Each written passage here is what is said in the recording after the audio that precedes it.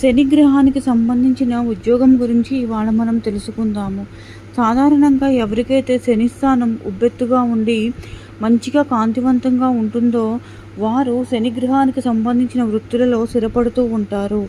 అవి ఏమిటంటే రసాయన శాస్త్రము, గణిత శాస్త్రము, వైద్య శాస్త్రము, అర్థశాస్త్రము, వ్యవసాయము, వ్యాపారము, రక్షణ, వార్తావాహకులుగాను, రహస్య విద్యను అభ్యసించేవారుగాను, మెకానిజం, నటన, రైల్వేస్, ఇంజనీరింగు, కంప్యూటరు, మతపరమైన రంగములు. అదేవిధంగా చేతివృత్తుల కలవారందరూ సాధారణంగా శని విభాగంలోనే ఉంటారు.